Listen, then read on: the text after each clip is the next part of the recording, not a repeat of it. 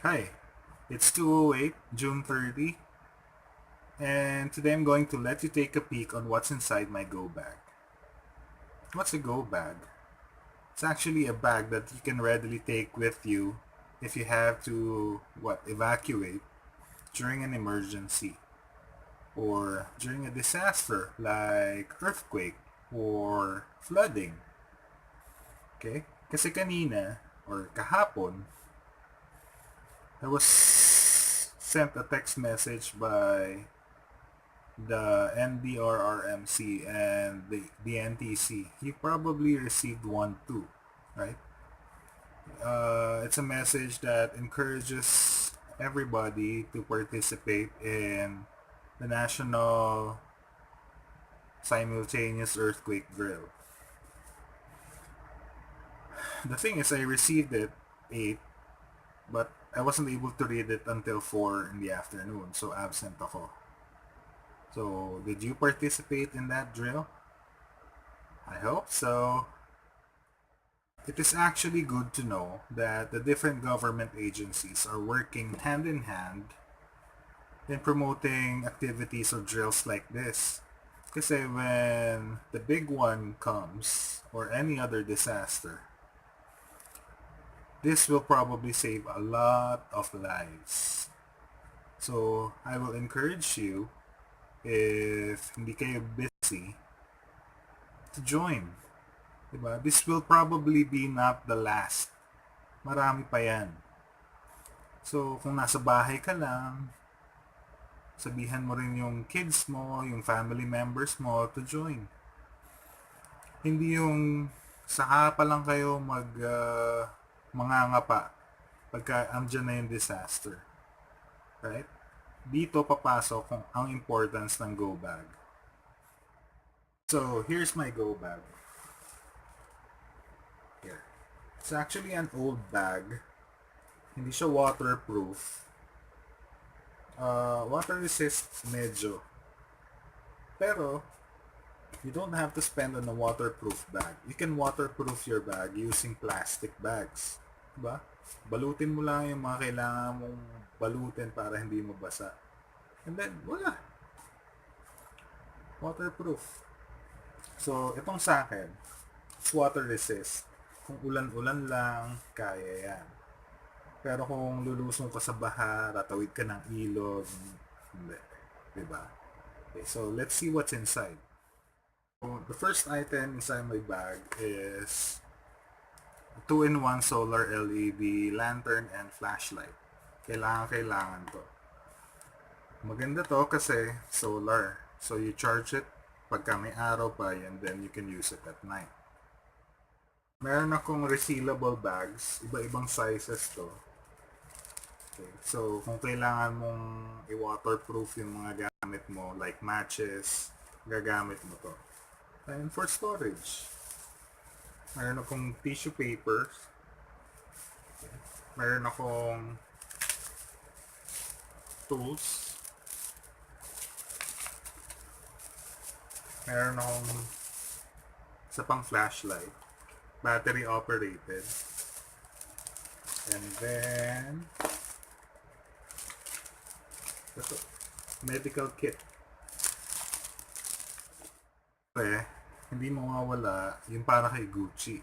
So, meron akong can ng food niya, tsaka 2 packs ng treat.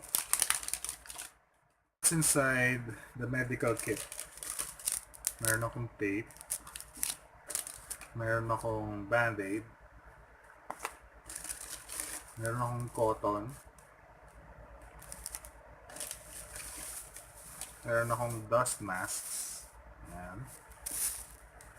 Meron akong mga gauze. Sa ibang sizes. Okay, ito po, gauze.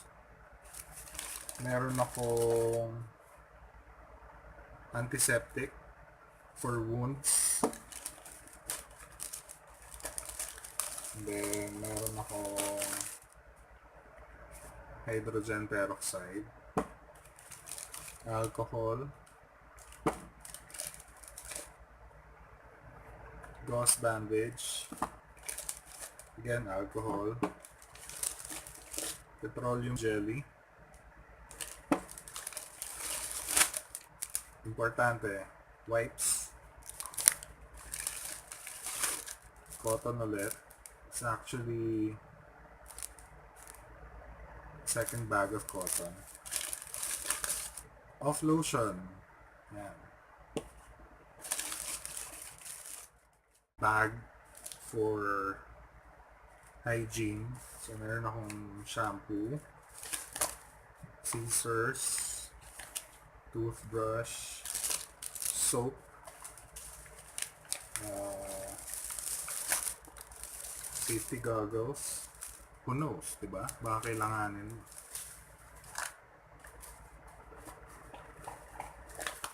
Again, meron pa akong flashlight.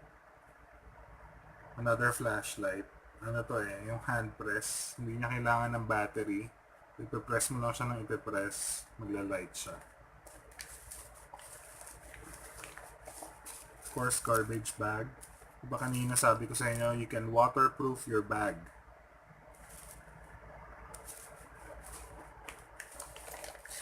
Toothpaste. And meron din pa, clear na bags. You wouldn't know kung kailan mo pwedeng gamitin eh. Maiisip mo na lang siya pagka nandun ka na sa situation na yun. So, meron din akong duct tape. Diba? Meron akong glass dito na pwede kong gamitin para, minom ng tubig. Ang laman nito, meron itong candles, whistle. Syempre, para masindihan mo yung lighter mo, yung candle mo, kailangan mo ng lighter. Tapos mga perdible. And may isa pang whistle sa loob. Ano pa? Of course, hindi mo mawawala yung mga gamot, medicine. Anong gamot meron tayo? Meron akong oral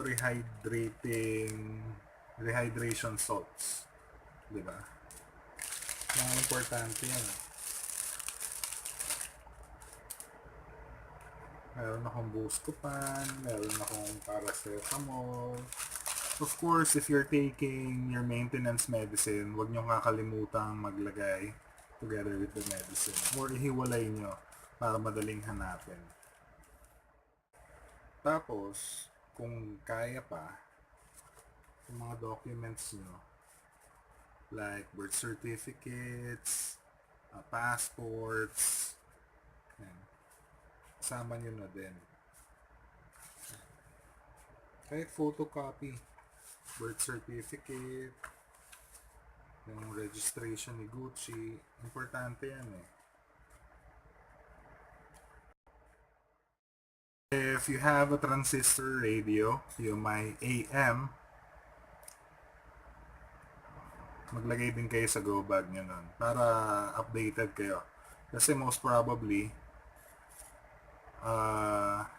before, meron akong yung cellphone na luma, yung may radio. The thing is, FM lang yon, walang AM yon. So, the news has to be, kaya ka nakinig ng radio dahil sa news. Diba? So, ito rin, pang waterproof ng cellphone mo. Tapos, kailangan meron ka ring power bank. So, yun. Money. Importante rin yan. Maglagay ka lang ng stash ng iba-ibang denomination para lang when the day comes, meron kang panggastos. Diba? So, yun. Yun ang laman ng bag ng Go Bag ni Tito Poorito. So, nandito rin ito si Gucci. Hi Gucci. Lagay na lang ito sa bag. Ha?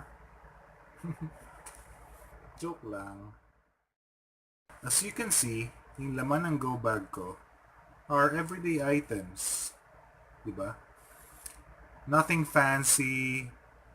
hindi kailangan mahal. Kasi, what I did was, inipon ko isa-isa. Ito, kailangan ko to. Ito, kailangan ko to. Oh, you can buy a kit, a go bag itself, na buo na, kumpleto na. Pero, hindi ko ini-encourage yun eh. Why? Kasi pag ikaw ang nag-ipon, alam mo kung ano yung laman ng bag mo. Hindi kagaya pagka, bumili na ako. Buti sana kung basahin mo kung anong laman nun. 'Di ba? Kung saka mo lang bubuksan pagka nandyan na. 'Di ba? So, mas maganda pa rin kung ikaw, hindi mo kailangan na isang bilihan. Ngayon, may pambili ka. Sige, ito, scissors, kailangan ko to. Lagay ko to sa go bag ko. Ito, cotton, lagay ko to sa go bag ko. Bili ako ng isang banig ng paracetamol, lagay ko to sa go bag ko. 'Di ba? Kasi minsan tayo, pagka alam natin na meron na tayo, hinahayaan na lang natin. Kasi alam natin na meron tayo. Hindi natin alam kung anong laman. 'Di ba? That's why I encourage you, if you have the time, make one. Ikaw ang mag-build ng go bag mo. 'Di ba? You've seen what's inside my go bag. 'Di ba? Nothing fancy, just the bare essentials. Now it's time to show me what's inside your go bag. I-post nyo sa baba, sa comments. I'll wait for them.